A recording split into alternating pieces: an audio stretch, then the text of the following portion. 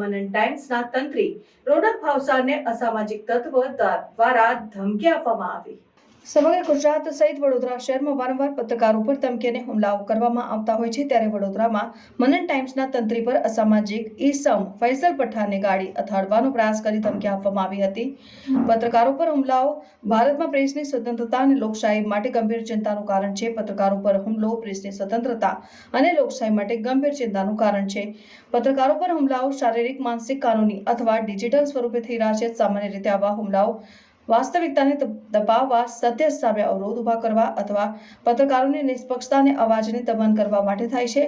આવો જ એક બનાવ રામનવમીના દિવસે વડોદરા શહેરમાંથી મનન ટાઈમ્સ નામનો અખબાર ચલાવતા તંત્રી રોનક ભાવસારને અસામાજિક તત્વ ફૈઝલ પઠાણ દ્વારા ફોન ઉપર ધમકી આપવામાં આવી હતી। અગાઉ વારસિયા વિસ્તારમાં આવેલ કાળભૈરવ મંદિરના સમાચાર બનાવવામાં આવ્યા હતા, જેને લઈને ત્યાં રહેતો ફૈઝલ પઠાણ નામના એક કિસ્સામે અગાઉ મનન ટાઈમ્સના તંત્રી રોનક ભાવસાર પર હુમલો કરવાનો પ્રયાસ કરવામાં આવ્યો હતો, જેને પગલે સિટી પોલીસ મથકે ફરિયાદ પણ દાખલ કરવામાં આવી હતી। ગત મોડી સાંજે મનન ટાઈમ્સના તંત્રી રોનક ભાવસાર પર ગાડી ચડાવવાનો પ્રયાસ કરવામાં આવ્યો હતો। ત્યારબાદ આ ઈસમ દ્વારા ટેલિફોન પર ફૈઝલ પઠાણ તેઓને અપશબ્દ બોલવાનું શરૂ કર્યું હતું। સાથે તે વારંવાર ઉલ્લેખ કરતા લખે છે કે હું લુખો છું, તારાથી જે થાય તે કરી લે। તેને લઈને રોનક ભાવસાર દ્વારા અપશબ્દો સામે માનપૂર્વક વાતો કરી હતી, પરંતુ ફૈઝલ પઠાણ વારંવાર અપશબ્દો બોલાતા રોનક ભાવસાર દ્વારા ફોન કટ કરી દેવાયો હતો। ફૈઝલ પઠાણ સામે સિટી પોલીસ સ્ટેશન ખાતે કાયદેસરની કાર્યવાહી કરી લેખિતમાં અરજી આપી આવા છાકટા બનેલા અસામાજિક તત્વોને કાયદાનો પાઠ ભણાવવા પોલીસ ખાતાને વિનંતી કરવામાં આવી હતી। હું રોનક ભાવસાર મનન ટાઈમ ન્યૂઝપેપરનો તંત્રી છું। આજ રોજ બપોરે 4:30 વાગે ફૈઝલ ખાન પઠાણ કરીને એક ઈસમ, જે હું એક્ટિવા લઈને જઈ રહ્યો હતો લાદારામ સ્કૂલ પાસેથી, ત્યાં મારી સામે આ ફૈઝલ ખાન પઠાણે એક્ટિવા અથાડવાનો પ્રયાસ કર્યો। અગાઉ આ વ્યક્તિ પર સિટી પોલીસ સ્ટેશનમાં જ મેં કમ્પ્લેન નોંધાવી છે, પરંતુ વારંવાર આ ઈસમ દ્વારા હેરાન પરેશાન કરવામાં આવે છે, બીભત્સ ગાળો બોલવામાં આવે છે। આજે પણ આ વ્યક્તિએ મારી સામે ગાળો બોલ્યો અને ત્યાંથી ભાગી છૂટ્યો। મેં એને ઊભો રાખવાનો પ્રયત્ન કર્યો, છતાં પણ એ ત્યાંથી ભાગી છૂટ્યો અને ત્યારબાદ આશરે 8 થી 8:30ની વચ્ચે મારી પર ફોન આવ્યો। ત્યારે એને મને ગાળો આપી કે હું તને જોઈ લઈશ, તારે મારી પર કેસ કરવો હોય તો કેસ કરી દેજે, હું તો લુખ્ખો છું, મને કોઈ ફરક નથી પડતો। તો આ શું ચાલી રહ્યું છે?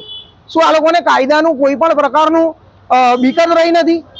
અત્યારે અમારી ફરજમાં આવતું હતું કે પરિસ્થિતિ અતિ સંવેદનશીલ હતી, છતાં અમે કોઈ પણ પ્રકારની ઉશ્કેરણીજનક એવી એને રિપ્લાય આપ્યો નથી અને કોઈ પણ પ્રકારનો કોઈ પણ એને કશું બોલ્યા નથી, પણ એને મા બેન સુધીની બીભત્સ ગાળો અમને બોલ્યો।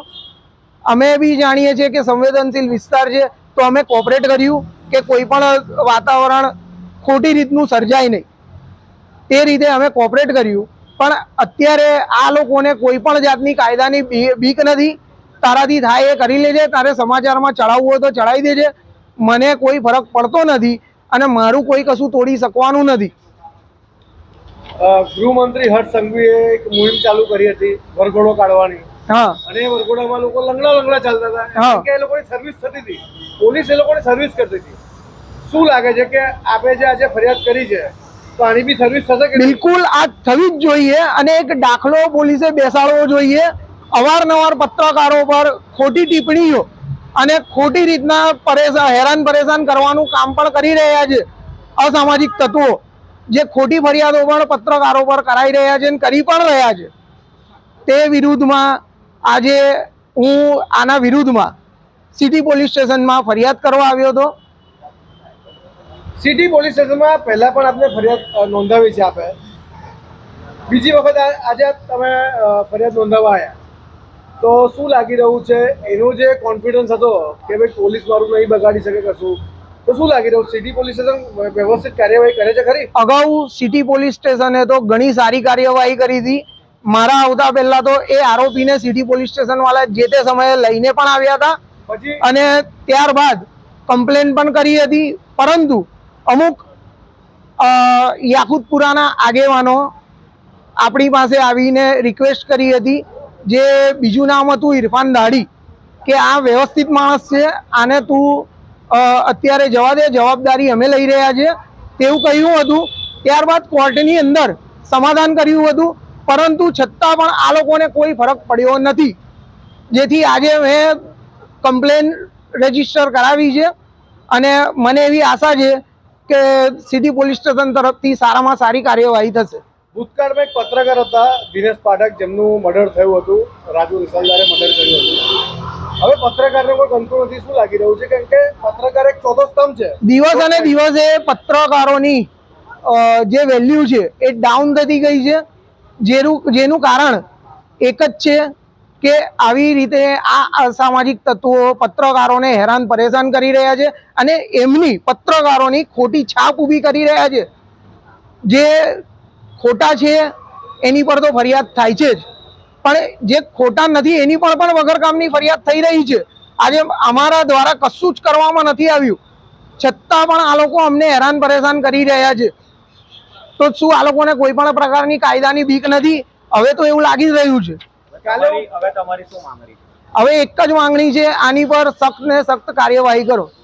એવું તો આપણને ખબર નથી કે આની પાછળ કયું પીઠબળ છે કે શું કામ કરી રહ્યા છે, પરંતુ જે પણ છે એને હકીકત રૂપે બહાર લાવે. સિટી પોલીસ સ્ટેશનને મારી એવી અરજ છે કે આને બહાર લાવે અને સારામાં સારી કાર્યવાહી કરે.